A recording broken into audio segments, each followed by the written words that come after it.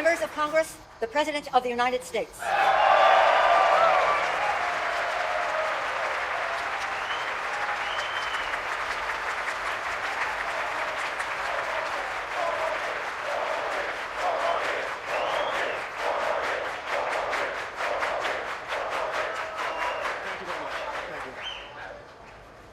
Thank you very much. Madam Speaker, Mr. Vice President, members of Congress, the First Lady of the United States.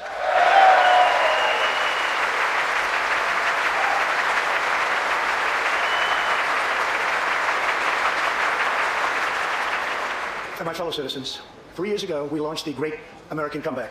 Tonight, I stand before you to share the incredible results.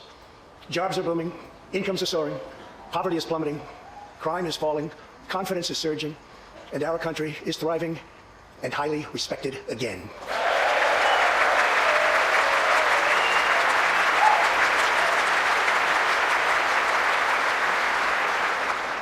America's enemies are on the run, America's fortunes are on the rise, and America's future is blazing bright.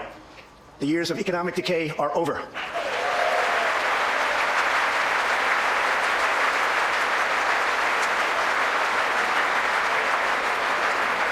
The days of our country being used, taken advantage of, and even scorned by other nations are long behind us. Gone too are the broken promises, jobless recoveries, tired platitudes, and constant excuses for the depletion of American wealth, power, and prestige. In just 3 short years, we have shattered the mentality of American decline, and we have rejected the downsizing of Americans' destiny. We have totally rejected the downsizing. We're moving forward at a pace that was unimaginable just a short time ago, and we are never, ever going back.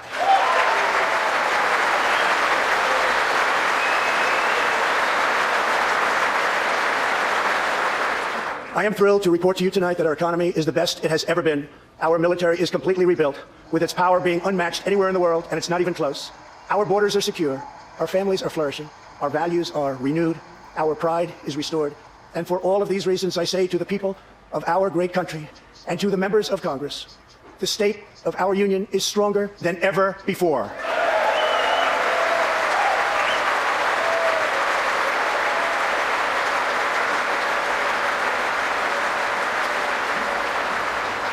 The vision I will lay out this evening demonstrates how we are building the world's most prosperous and inclusive society, one where every citizen can join in America's unparalleled success and where every community can take part in America's extraordinary rise. From the instant I took office, I moved rapidly to revive the U.S. economy, slashing a record number of job-killing regulations, enacting historic and record-setting tax cuts, and fighting for fair and reciprocal trade agreements.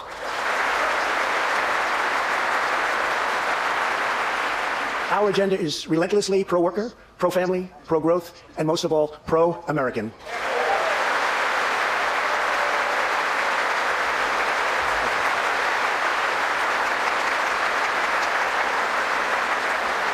Thank you.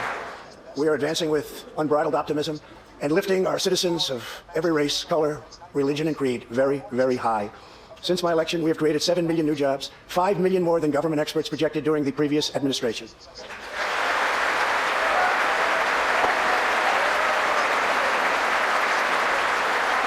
The unemployment rate is the lowest in over half a century. And very incredibly, the average unemployment rate under my administration is lower than any administration in the history of our country.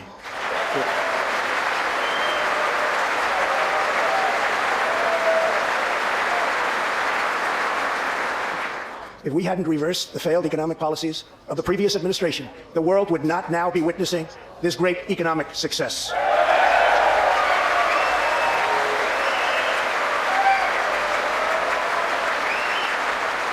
The unemployment rate for African Americans, Hispanic Americans, and Asian Americans has reached the lowest levels in history.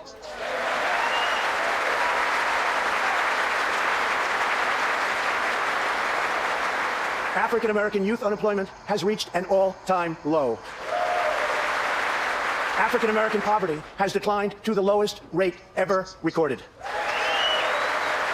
The unemployment rate for women reached the lowest level in almost 70 years, and last year women filled 72% of all new jobs added.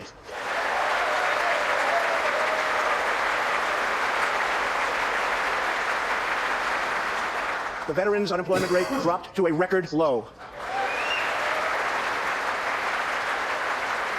The unemployment rate for disabled Americans has reached an all-time low.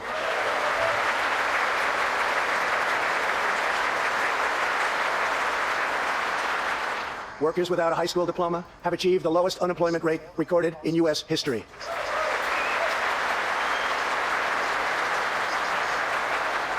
A record number of young Americans are now employed. Under the last administration, more than 10 million people were added to the food stamp rolls. Under my administration, 7 million Americans have come off food stamps and 10 million people have been lifted off of welfare.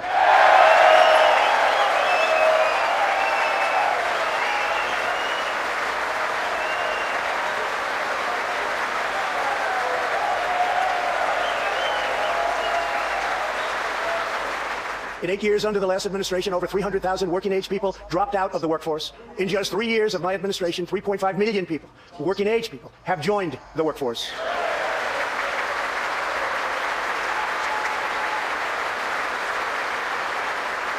Since my election, the net worth of the bottom half of wage earners has increased by 47%, 3 times faster than the increase for the top 1%. After decades of flat and falling incomes, wages are rising fast, and wonderfully, they are rising fastest for low-income workers who have seen a 16% pay increase since my election.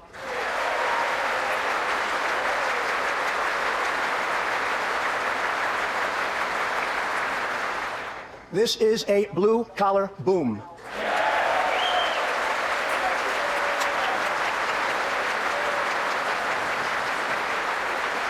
Real median household income is now at the highest level ever recorded. Since my election, U.S. stock markets have soared, 70%, adding more than $12 trillion to our nation's wealth, transcending anything anyone believed was possible. This is a record. It is something that every country in the world is looking up to. They admire. Consumer confidence has just reached amazing new highs. All of those millions of people with 401ks and pensions are doing far better than they have ever done before, with increases of 60, 70, 80, 90, and 100% and even more. Jobs and investments are pouring into 9,000 previously neglected neighborhoods thanks to Opportunity Zones, a plan spearheaded by Senator Tim Scott as part of our great Republican tax cuts.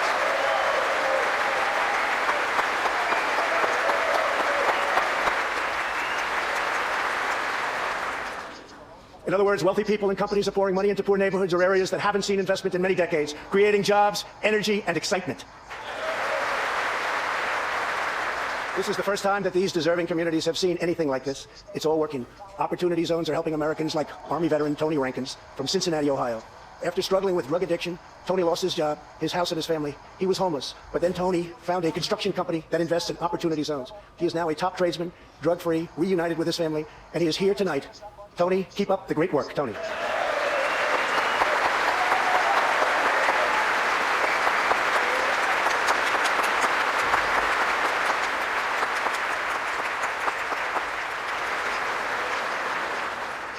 Thank you, Tony. Our roaring economy has, for the first time ever, given many former prisoners the ability to get a great job and a fresh start. This second chance at life is made possible because we passed landmark criminal justice reform into law. Everybody said that criminal justice reform couldn't be done, but I got it done, and the people in this room got it done.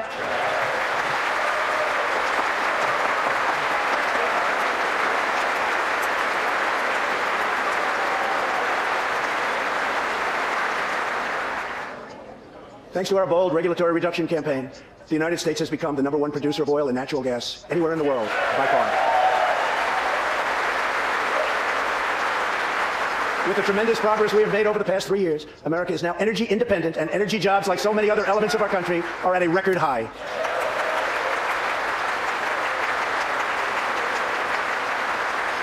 We are doing numbers that no one would have thought possible just 3 years ago. Likewise, we are restoring our nation's manufacturing might, even though predictions were, as you all know, that this could never, ever be done. After losing 60,000 factories under the previous 2 administrations, America has now gained 12,000 new factories under my administration, with thousands upon thousands of plants and factories being planned or being built.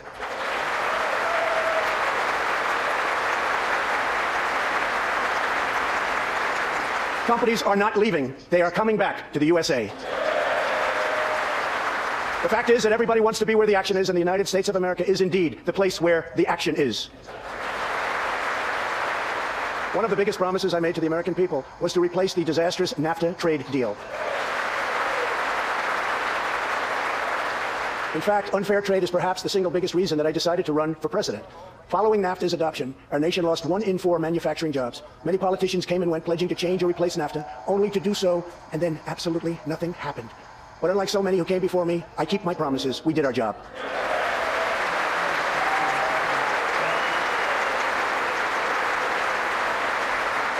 Six days ago, I replaced NAFTA and signed the brand new U.S.-Mexico-Canada agreement into law.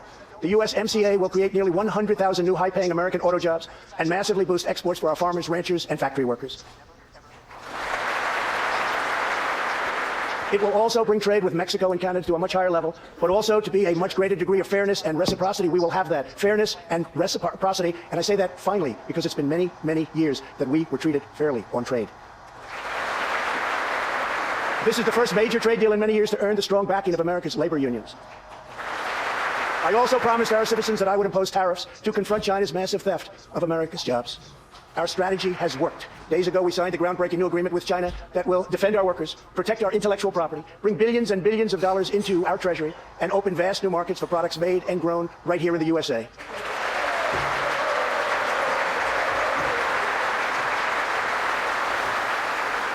For decades, China has taken advantage of the United States. Now we have changed that. But at the same time, we have perhaps the best relationship we've ever had with China, including with President Xi.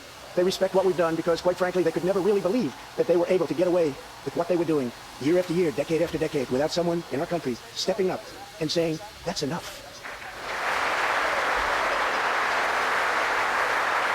Now we want to rebuild our country, and that's exactly what we're doing. We are rebuilding our country. As we restore American leadership throughout the world, we are once again standing up for freedom in our hemisphere. That's why my administration reversed the failing policies of the previous administration on Cuba.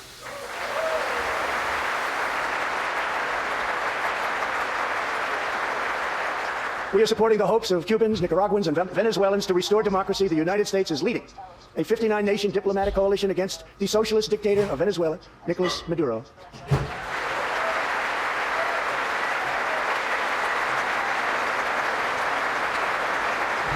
Maduro is an illegitimate ruler, a tyrant who brutalizes his people, but Maduro's grip on tyranny will be smashed and broken. Here this evening is a very brave man who carries with him the hopes, dreams, and aspirations of all Venezuelans. Joining us in the gallery is the true and legitimate president of Venezuela, Juan Guaido. Mr. President, please take this message back to your family.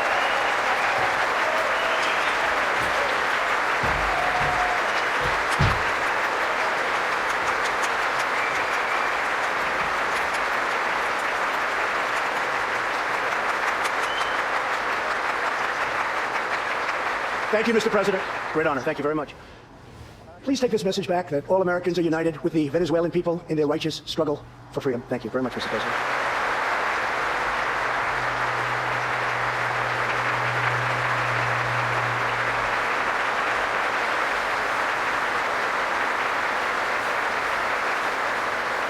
Thank you very much.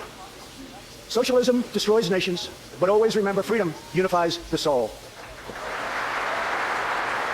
To safeguard American liberty, we have invested a record-breaking $2.2 trillion in the United States military.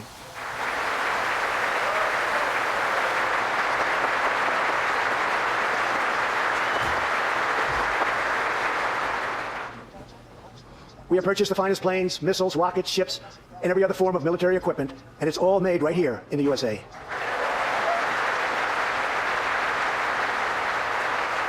We are also getting our allies, finally, to help pay their fair share.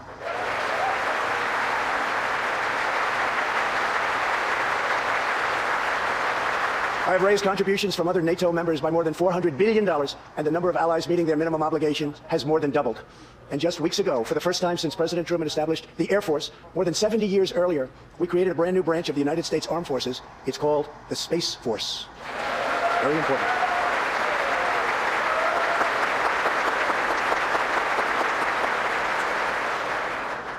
In the gallery tonight, we have a young gentleman, and what he wants so badly, 13 years old, Ian Longfay. He's an 8th grader from Arizona. Ian, please stand up. Ian has always dreamed of going to space. He was the first in his class and among the youngest at an aviation academy. He aspires to go to the Air Force Academy, and then he has his eye on the Space Force. As Ian says, most people look up at space. I want to look down on the world.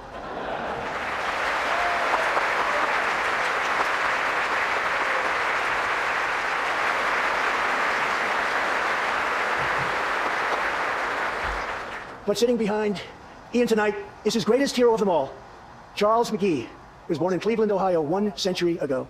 Charles is one of the last surviving Tuskegee Airmen, the first black fighter pilots, and he also happens to be Ian's great-grandfather.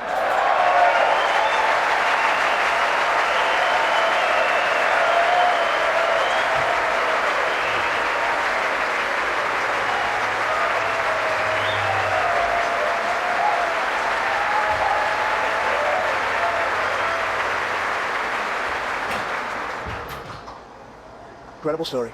After more than 130 combat missions in World War II, he came back home to a country still struggling for civil rights and went on to serve America in Korea and Vietnam. On December 7th, Charles celebrated his 100th birthday.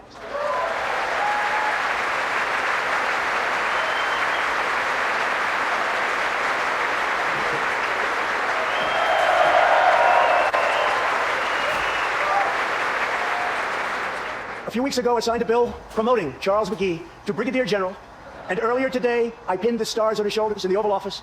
General McGee, our nation salutes you. Thank you, sir.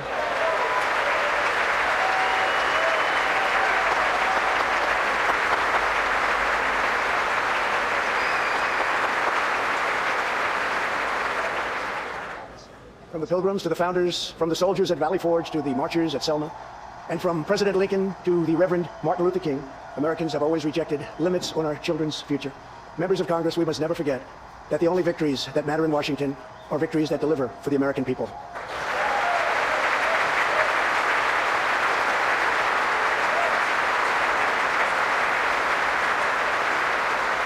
The people are the heart of our country. Their dreams are the soul of our country, and their love is what powers and sustains our country. We must always remember that our job is to put America first.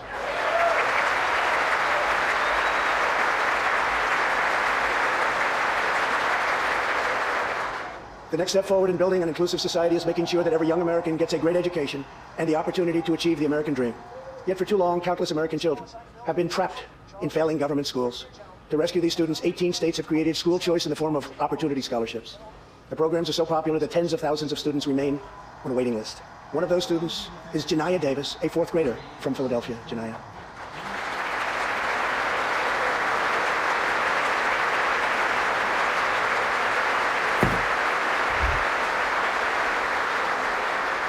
Janiyah's mom, Stephanie, is a single parent. She would do anything to give her daughter a better future. But last year, that future was put further out of reach when Pennsylvania's governor vetoed legislation to expand school choice to 50,000 children. Janiyah and Stephanie are in the gallery. Stephanie, thank you so much for being here with your beautiful daughter. Thank you very much.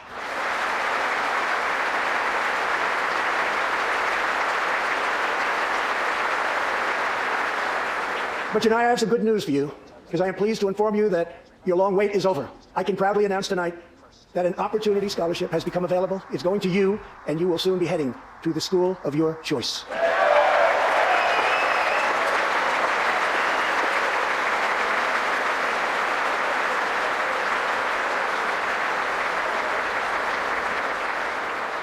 Now I call on Congress to give 1 million American children the same opportunity Janiyah has just received. Pass the Education Freedom Scholarships and Opportunities Act, because no parent should be forced to send their child to a failing government school.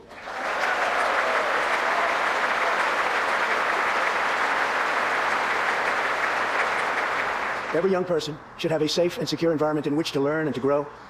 For this reason, our magnificent First Lady has launched the Be Best initiative to advance a safe, healthy, supportive, and drug-free life for the next generation, online, in school, and in our communities. Thank you, Melania, for your extraordinary love and profound care for America's children. Thank you very much.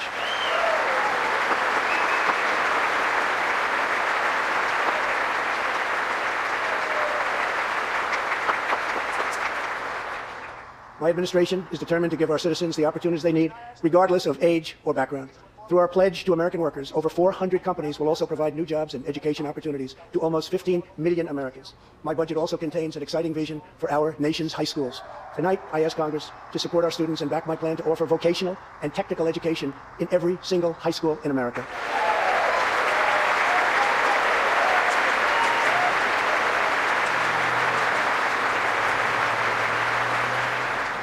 To expand equal opportunity, I am also proud that we achieved record and permanent funding for our nation's historically black colleges and universities.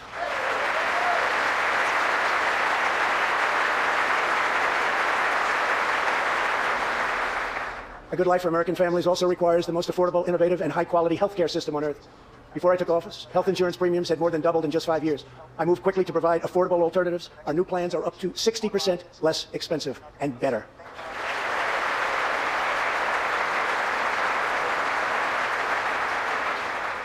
I've also made an ironclad pledge to American families. We will always protect patients with pre-existing conditions.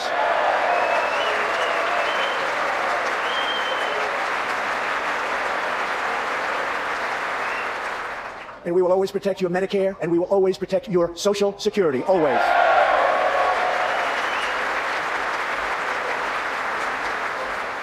The American patient should never be blindsided by medical bills. That is why I signed an executive order requiring price transparency.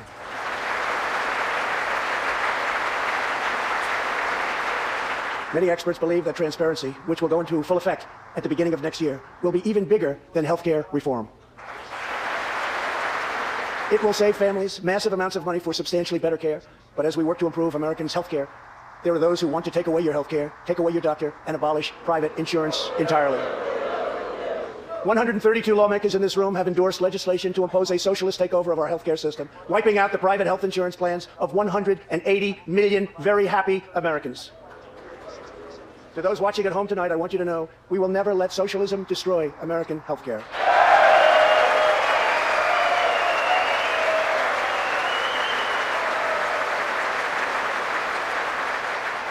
Over 130 legislators in this chamber have endorsed legislation that would bankrupt our nation by providing free taxpayer-funded health care to millions of illegal aliens, forcing taxpayers to subsidize free care for anyone in the world who unlawfully crosses our borders.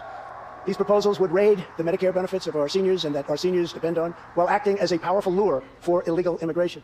That is what is happening in California and other states. Their systems are totally out of control, costing taxpayers vast and unaffordable amounts of money. If forcing American taxpayers to provide unlimited free health care to illegal aliens sounds fair to you, then stand with the radical left. But if you believe that we should defend American patients and American seniors, then stand with me and pass legislation to prohibit free government health care for illegal aliens.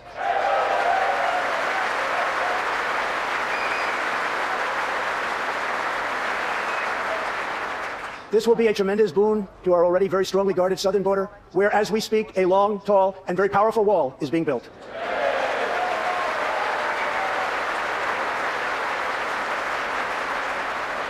We have now completed over 100 miles and have over 500 miles fully completed in a very short period of time. Early next year, we will have substantially more than 500 miles completed. My administration is also taking on the big pharmaceutical companies. We have approved a record number of affordable generic drugs, and medicines are being approved by the FDA at a faster clip than ever before.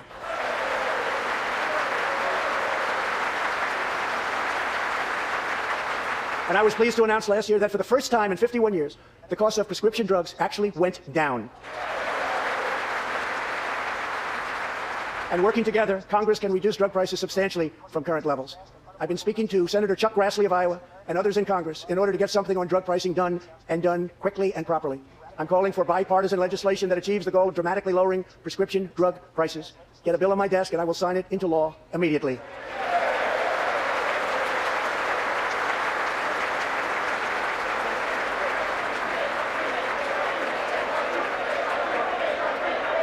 With unyielding commitment, we are curbing the opioid epidemic.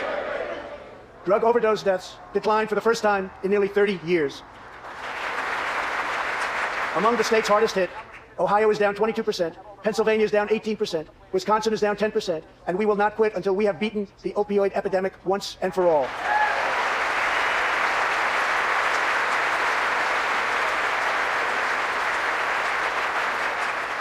Protecting Americans' health also means fighting infectious diseases.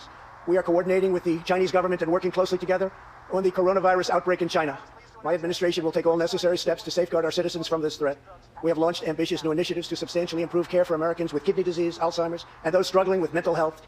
And because Congress was so good as to fund my request, new cures for childhood cancer, and we will eradicate the AIDS epidemic in America by the end of this decade.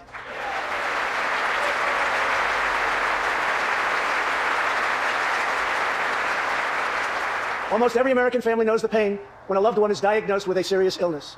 Here tonight is a special man, beloved by millions of Americans, who just received a stage 4 advanced cancer diagnosis. This is not good news, but what is good news is that he is the greatest fighter and winner that you will ever meet. Rush Limbaugh, thank you for your decades of tireless devotion to our country.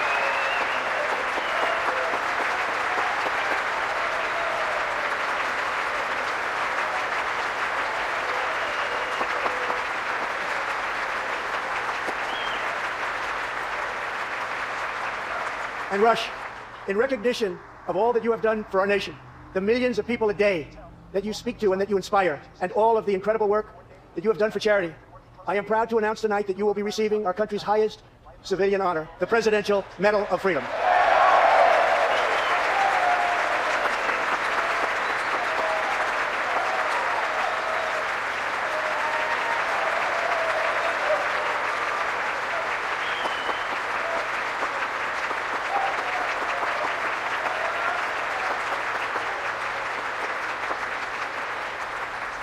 I will now ask the First Lady of the United States to present you with the honor, please.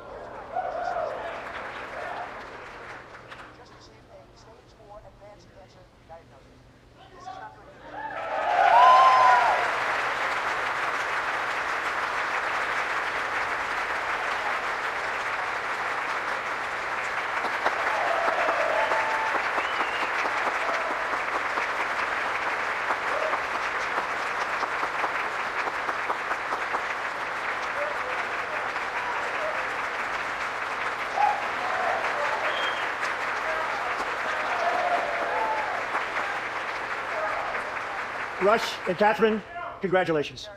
Thank you, Catherine. As we pray for all who are sick, we know that America is constantly achieving new medical breakthroughs. In 2017, doctors at St. Luke's Hospital in Kansas City delivered one of the earliest premature babies ever to survive. Born at just 21 weeks and 6 days and weighing less than a pound, Ellie Schneider was a born fighter. Through the skill of her doctors and the prayers of her parents, little Ellie kept on winning the battle of life. Today, Ellie is a strong, healthy 2-year-old girl sitting with her amazing mother, Robin. In the gallery, Ellie and Robin, we are glad to have you with us tonight.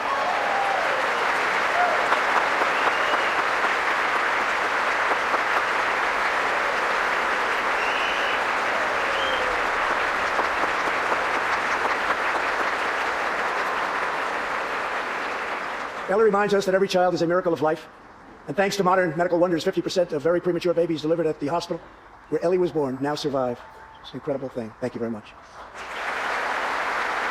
Our goal should be to ensure that every baby has the best chance to thrive and grow just like Ellie. That is why I'm asking Congress to provide an additional $50 million to fund neonatal research for America's youngest patients.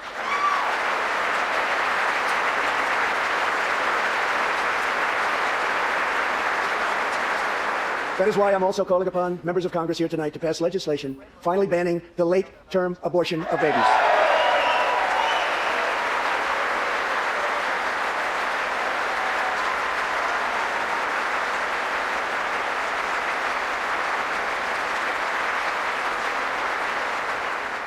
Whether we are Republican, Democrat, or Independent, surely we must all agree that every human life is a sacred gift from God. As we support America's moms and dads, I was recently proud to sign the law providing new parents in the federal workforce paid family leave, serving as a model for the rest of the country.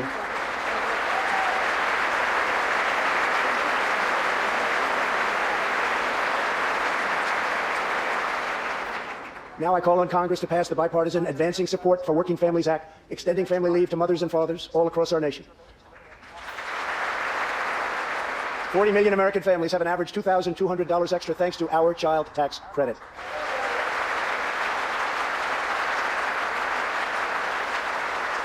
I've also overseen historic funding increases for high-quality child care, enabling 17 states to help more children, many of which have reduced or eliminated their wait lists altogether. And I sent Congress a plan with a vision to further expand access to high-quality child care and urge you to act immediately. To protect the environment, days ago I announced that the United States will join the 1 Trillion Trees Initiative, an ambitious effort to bring together government and private sector to plant new trees in America and all around the world.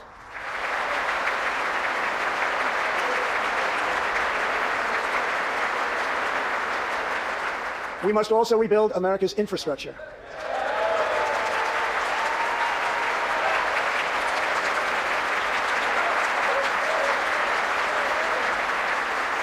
I ask you to pass Senator John Barrasso's highway bill to invest in new roads, bridges, and tunnels all across our land. I'm also committed to ensuring that every citizen can have access to high-speed internet, including and especially in rural America.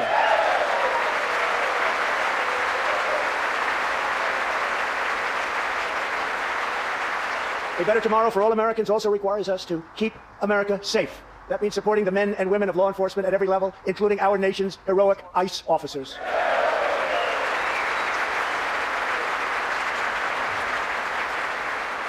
Last year, our brave ICE officers arrested more than 120,000 criminal aliens charged with nearly 10,000 burglaries, 5,000 sexual assaults, 45,000 violent assaults, and 2,000 murders. Tragically, there are many cities in America where radical politicians have chosen to provide sanctuary for these criminal illegal aliens. In sanctuary cities, local officials order police to release dangerous criminal aliens to prey upon the public instead of handing them over to ICE to be safely removed. Just 29 days ago, a criminal alien freed by the sanctuary city of New York was charged with the brutal rape and murder of a 92-year-old woman. The killer had been previously arrested for assault, but under New York sanctuary policies, he was set free. If the city had honored ICE's detainer request, his victim would still be alive today.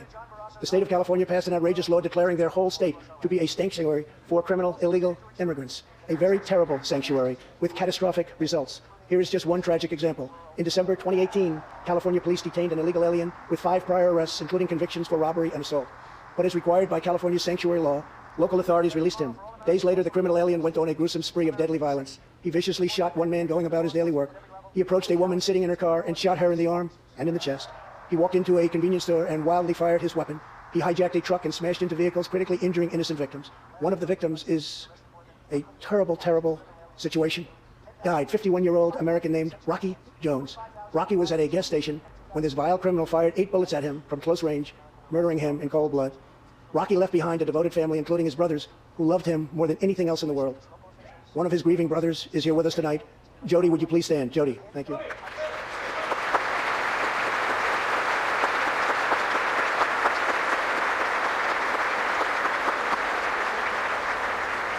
Jody, our hearts weep for your loss, and we will not rest until you have justice. Senator Tom Tillis has introduced legislation to allow Americans like Jody to sue sanctuary cities and states when a loved one is hurt or killed as a result of these deadly practices.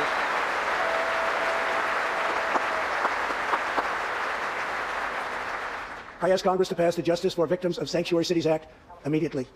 The United States of America should be a sanctuary for law-abiding Americans, not criminal aliens.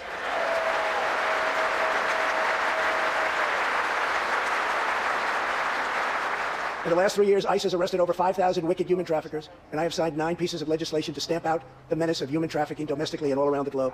My administration has undertaken an unprecedented effort to secure the southern border of the United States. Before I came into office, if you showed up illegally on our southern border and were arrested, you were simply released and allowed into our country, never to be seen again. My administration has ended catch and release.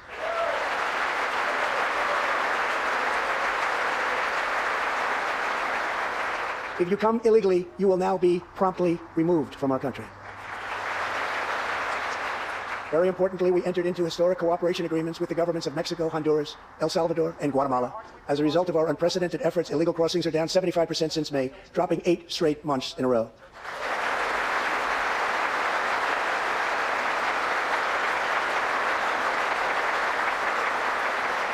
And as the wall rapidly goes up, drug seizures rise, and the border crossings are going down and going down very rapidly.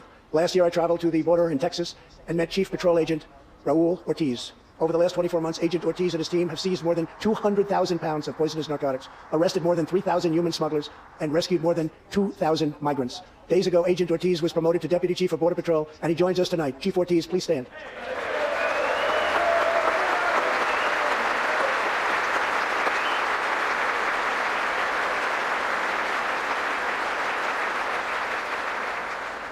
A grateful nation thanks you and all of the heroes of Border Patrol and ICE. Thank you very much. Thank you. To build on these historic gains, we are working on legislation to replace our outdated and randomized immigration system with one based on merit, welcoming those who follow the rules, contribute to our economy, support themselves financially, and uphold our values. With every action, my administration is restoring the rule of law and reasserting the culture of American freedom. Working with Senate Majority Leader Mitch McConnell, thank you, Mitch, and his colleagues in the Senate, we have confirmed a record number of 187 new federal judges to uphold our Constitution as written. This includes 2 brilliant new Supreme Court justices, Neil Gorsuch and Brett Kavanaugh. Thank you.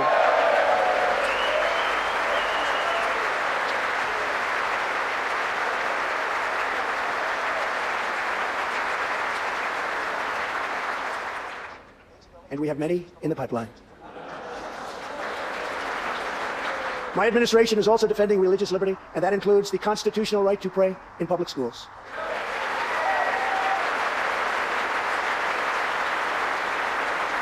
In America, we don't punish prayer. We don't tear down crosses. We don't ban symbols of faith. We don't muzzle preachers and pastors. In America, we celebrate faith. We cherish religion. We lift our voices in prayer, and we raise our sights to the glory of God.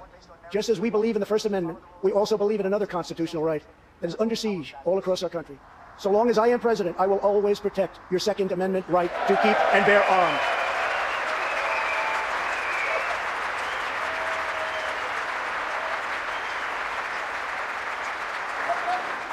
In reaffirming our heritage as a free nation, we must remember that America has always been a frontier nation. Now we must embrace the next frontier, America's manifest destiny in the stars. I am asking Congress to fully fund the Artemis program to ensure that the next man and the first woman on the moon will be American astronauts, using this as a launching pad to ensure that America is the first nation to plant its flag on Mars.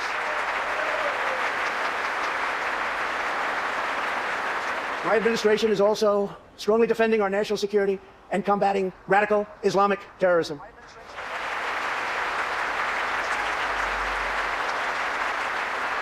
Last week, I announced a groundbreaking plan for peace between Israel and the Palestinians.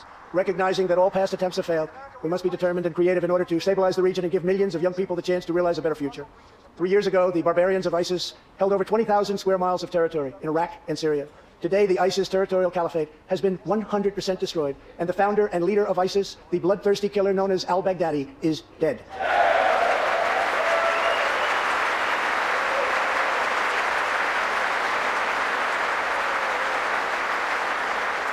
We are joined this evening by Carl and Marcia Mueller. After graduating from college, their beautiful daughter, Carla, became a humanitarian aid worker. She once wrote, "Some people find God in church, some people find God in nature, some people find God in love. I find God in suffering. I've known for some time what my life's work is, using my hands as tools to relieve suffering." In 2013, while caring for suffering civilians in Syria, Kayla was kidnapped, tortured, and enslaved by ISIS and kept as a prisoner of al-Baghdadi himself. After more than 500 horrifying days of captivity, al-Baghdadi murdered young, beautiful Kayla. She was just 26 years old. On the night that U.S. Special Forces operations ended al-Baghdadi's miserable life, the chairman of the Joint Chiefs of Staff, General Mark Milley, received a call in the Situation Room. He was told that the brave men of the elite Special Forces team that so perfectly carried out the operation had given their mission a name, Task Force 814. It was a reference to a special day, August 14th, Kayla's birthday. Carl and Marcia, America's warriors never forgot Kayla, and neither will we. Thank you.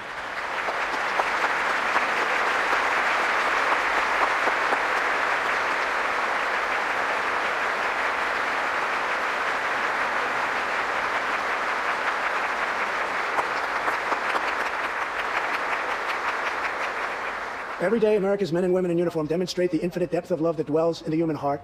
One of these American heroes was Army Staff Sergeant Christopher Hake. On his second deployment to Iraq in 2008, Sergeant Hake wrote a letter to his one-year-old son, Gage. "I will be with you again," he wrote to Gage. "I will teach you to ride your first bike, build your first sandbox, watch you play sports, and see you have kids also. I love you, son. Take care of your mother. I am always with you, Daddy."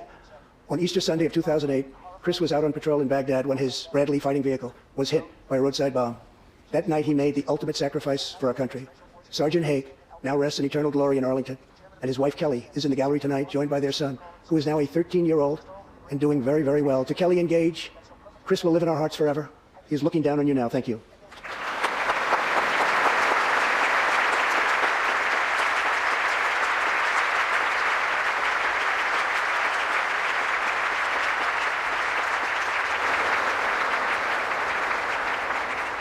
Thank you very much. Thank you both very much.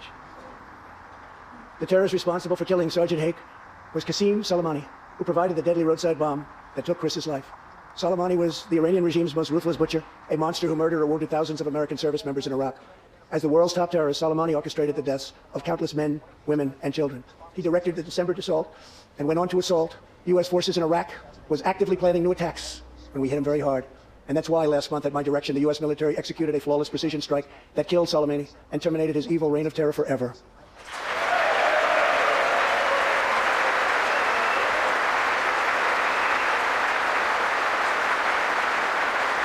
Our message to the terrorists is clear. You will never escape American justice. If you attack our citizens, you forfeit your life.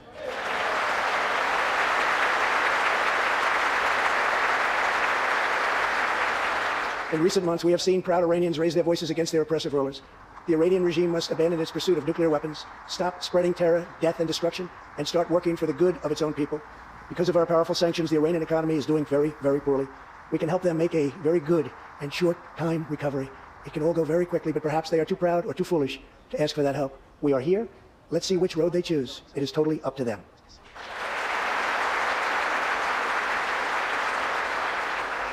As we defend American lives, we are working to end America's wars in the Middle East. In Afghanistan, the determination and valor of our warfighters has allowed us to make tremendous progress, and peace talks are now underway. I am not looking to kill hundreds of thousands of people in Afghanistan, many of them totally innocent. It is also not our function to serve other nations as law enforcement agencies. These are warfighters that we have, the best in the world, and they either want to fight to win or not fight at all. We are working to finally end America's longest war and bring our troops back home.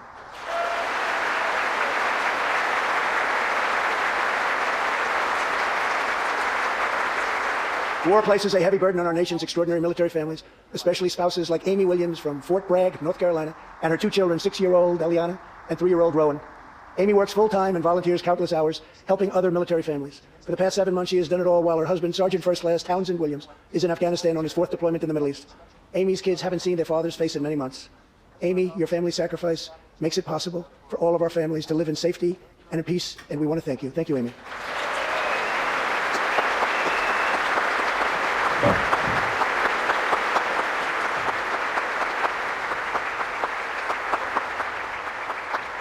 But Amy, there is one more thing. Tonight we have a very special surprise. I am thrilled to inform you that your husband is back from deployment. He is here with us tonight, and we couldn't keep him waiting any longer.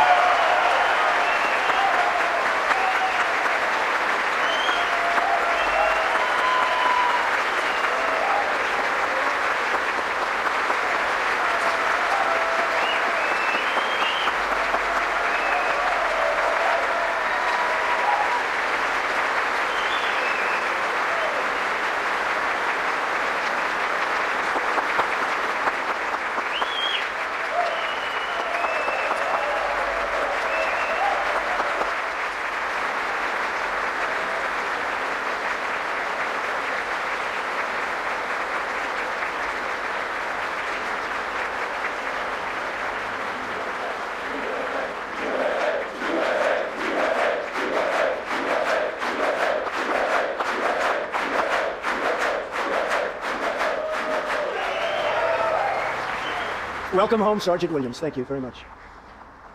As the world bears witness tonight, America is a land of heroes. This is a place where greatness is born, where destinies are forged, and where legends come to life. This is the home of Thomas Edison and Teddy Roosevelt, of many great generals, including Washington, Pershing, Patton, and MacArthur. This is the home of Abraham Lincoln, Frederick Douglass, Amelia Earhart, Harriet Tubman, the Wright brothers, Neil Armstrong, and so many more. This is the country where children learn names like Wyatt Earp, Davy Crockett, and Annie Oakley. This is the place where the Pilgrims landed at Plymouth, and where Texas patriots made their last stand at the Alamo. The beautiful, beautiful Alamo. The American nation was carved out of the vast frontier by the toughest, strongest, fiercest, and most determined men and women ever to walk on the face of the earth. Our ancestors braved the unknown, tamed the wilderness, settled the Wild West, lifted millions from poverty, disease, and hunger, vanquished tyranny and fascism, ushered the world to new heights of science and medicine, laid down the railroads, dug out the canals, raised up the skyscrapers, and ladies and gentlemen, our ancestors built the most exceptional republic ever to exist in all of human history, and we are making it greater than ever before.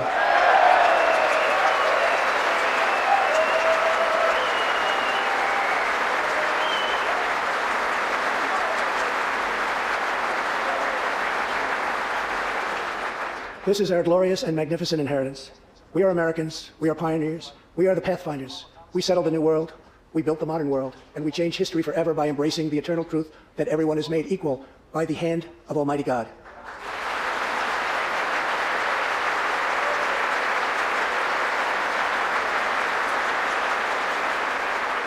America is the place where anything can happen. America is the place where anyone can rise. And here, on this land, on this soil, on this continent, the most incredible dreams come true. This nation is our canvas, and this country is our masterpiece.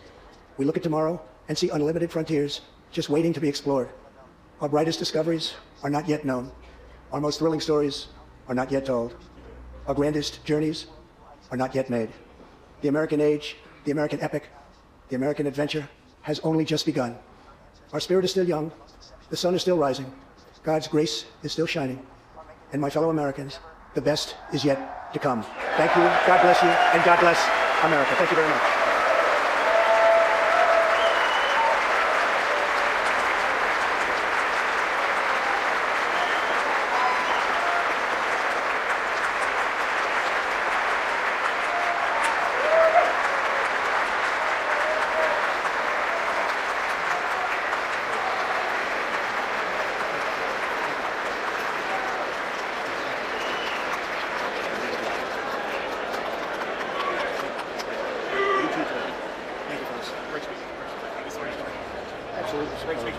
unbelievable. Awesome speech. Thank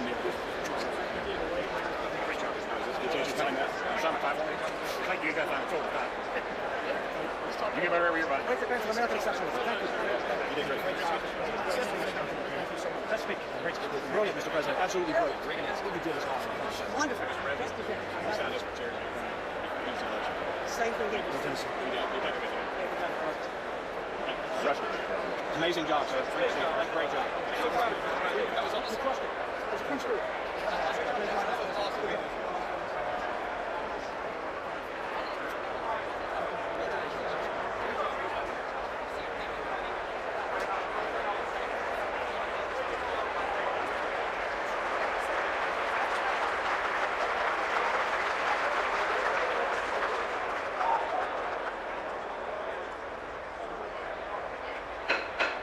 The chair declares the joint session of the two houses now dissolved.